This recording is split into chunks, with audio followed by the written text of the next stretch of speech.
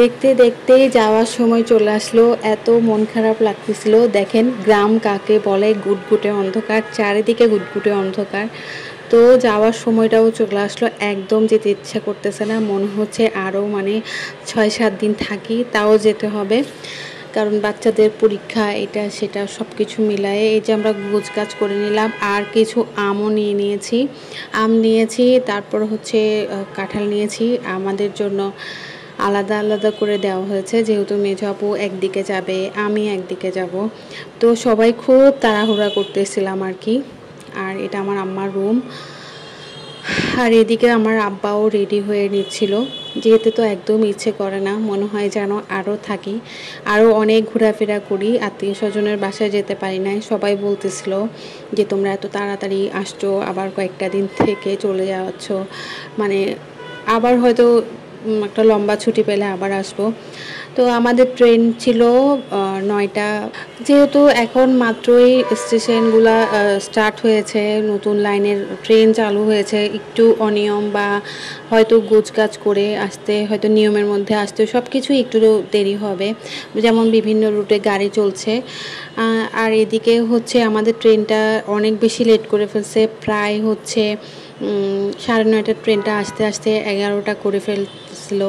আর আমরা এখানে অনেক ওয়েট করতেছিলাম। আর বাচ্চাদের ঘুমের টাইম একদম মানে ওভার হয়ে যাচ্ছিল।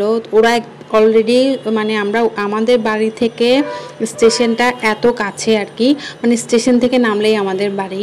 তারপরেও আমাদেরকে স্টেশনে এসে বসে থাকতে হয়েছে, কারণ আমরা একদম মানে শিওর ছিলাম না কখন আবার গাড়ি চলে আসে। তো এখানে আমরা আবার অনেক ফটোশ্যুটও করলাম, কিছু করার নাই, ভিডিওস করতেছিলাম, ফটোশ্যুট করতেছিলাম। শেষ পর্যন্ত আমরা রাতের 2:30টা বাজে বাসায় আসছিলাম আর কি। তো এটা ছিল পরের দিন সকালে। আমরা প্রায় উঠতে উঠতে 9:30 করে ফেলছিলাম। তো সেদিন আবার হচ্ছে গ্যাস ছিল না। বাসায় এসে দেখলাম যে গ্যাস নাই। আমরা সবাই অনেক দেরি করে ঘুম থেকে উঠছিলাম। আর বাসায় আস্তে আস্তে শুতে শুতে প্রায় হচ্ছে 3টা বেজে গেছিলো। যে কেউ কারোর সাথে আর কথা বলি নাই, জাস্ট ঘুমায় পড়ছিলাম আর কি। আর এখানে আমরা সবাই বলতেছিলাম যে খুব মজা হয়েছিল। সব আম্মা জিজ্ঞেস করতেছিল কেমন লাগছে বাপের বাড়িতে গিয়ে।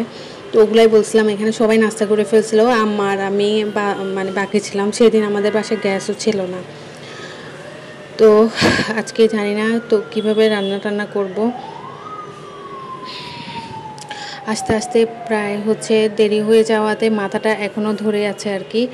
তো ভালো লাগলো আমাদের ঘোরাফেরা। আমি তো কেমন মজা করলাম ওটা আপনাদের সাথে শেয়ার করলাম। আর এখানে আম্মা জানে যে আমি নান রুটি খেতে পছন্দ করি, আমার জন্য আলাদা করে নান রুটি রেখে দিছে।